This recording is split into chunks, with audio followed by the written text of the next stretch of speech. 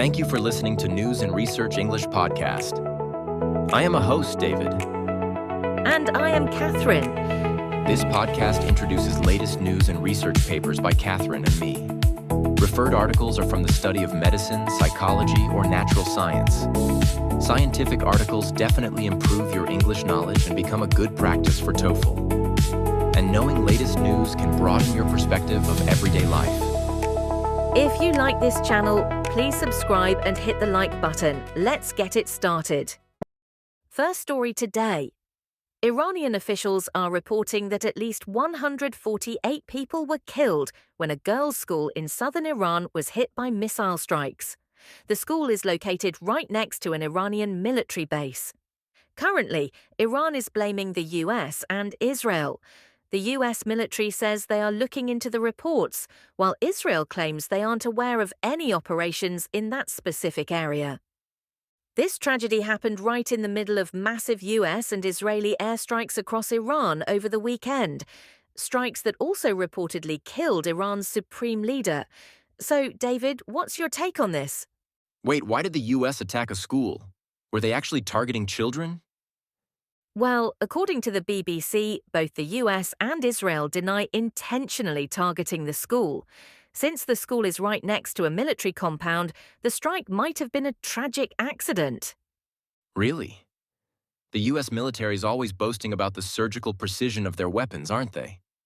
Yeah, they do, but accidents still happen. In war, it's always the civilians who pay the price. I'll be honest, I don't know much about the history here. Why has the US decided to attack?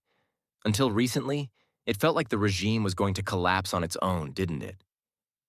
Oh my gosh, David, you need to stay informed. That's what this channel is for. We don't just do research, we cover global news. Be aware of what's happening in the world. My bad, but can you explain the context in more detail? Of course. Let me just check ChatGPT. No! Not the AI again. Hey, I know the facts, but I want to make them clear and simple for our listeners. There are a lot of people tuning in. Okay, go ahead. GPT says the long-standing conflict stems from a few key factors. The invasion of Kuwait, suspicions regarding weapons of mass destruction, the 2003 military intervention, and the resulting instability. These historical factors created decades of tension. Okay, that makes sense. Ask it to explain more about that first point, the invasion of Kuwait. Hold on. Okay, here we go. At the time, Iraq was led by Saddam Hussein. They had just finished a brutal 8-year war with Iran. The country was drowning in debt, especially to Kuwait and Saudi Arabia. Iraq accused Kuwait of overproducing oil, which crashed global prices and hurt Iraq's economy. They also accused Kuwait of slant drilling into Iraqi territory. Tensions boiled over in August 1990. Iraqi forces invaded and quickly took control, declaring Kuwait their 19th province. The international community lost it. The UN imposed sanctions, and a US-led coalition launched the Gulf War in 1991. They drove Iraq out, but the consequences, sanctions and a permanent US presence, led directly to the 2003 war. Man, that's a long, messy history. It feels like oil is always the root cause of these US interventions. If we want to end conflict, we have to develop new energy resources. That's the only way. Like what, for example? If I had the answer to that, wars would have disappeared already. Fair point. But honestly, I think nuclear fusion could be the game changer. Nuclear fusion? Exactly. It can generate massive amounts of clean energy. If that technology becomes a reality, humanity could finally solve the energy crisis once and for all. Sounds like science fiction to me. No, it's closer than you think. It's not just imagination, it's real science. I don't know exactly when it'll happen, but once we master it, the main reason for these wars might just vanish. Second article. Today's discussion is based on a recent psychology study. A research team from Muhammadiyah University of Surakarta investigated how prisoners cope with stress during incarceration. Their review examined many previous studies and found that prisoners use both positive and negative coping strategies. Negative strategies, such as denial, aggression, withdrawal, or substance use, are often linked to worse mental health. In contrast, positive strategies like problem solving, reframing thoughts, seeking social support, and spiritual practices are associated with better psychological well-being and smoother reintegration into society after release. The researchers suggest that prisons should actively promote these healthier coping strategies to improve inmates' mental health and help them successfully return to society. That's interesting. So this wasn't a single experiment, right? It sounds like they looked at many studies. Exactly. It was what researchers call a scoping review. Instead of conducting a new experiment, they reviewed previous research. They searched several academic databases and initially found more than 500 articles, but after applying strict selection criteria, they included only 20 studies in their final analysis. So the goal was basically to map out what we already know about coping strategies among prisoners? Yes, that's right. A scoping review is designed to identify patterns in the literature rather than measure the effectiveness of a specific intervention. The researchers wanted to understand what kinds of psychological responses prisoners have and what factors influence their coping behaviors. One thing that stood out to me in your summary is how stressful prison life is. I guess that seems obvious, but the paper explains why the stress can be so severe. Definitely. Prisoners often face multiple sources of stress at the same time: isolation from family, uncertainty about legal outcomes, social stigma, and the difficult environment inside correctional facilities. All of these factors increase the risk of mental health problems such as anxiety, depression, and even post-traumatic stress disorder. That makes sense. And if someone is already under that much psychological pressure, the way they cope with stress becomes extremely important. Exactly. The researchers divide coping strategies into two broad categories: adaptive and maladaptive. Let's break that down. What counts as maladaptive coping? Maladaptive coping refers to strategies that might reduce stress temporarily but ultimately make things worse. In the prison context, the review found examples like denial, aggressive behavior, social withdrawal, and substance use. So those strategies don't really solve the problem, they just avoid it. Right, and they're often associated with higher levels of psychological distress. What about adaptive coping?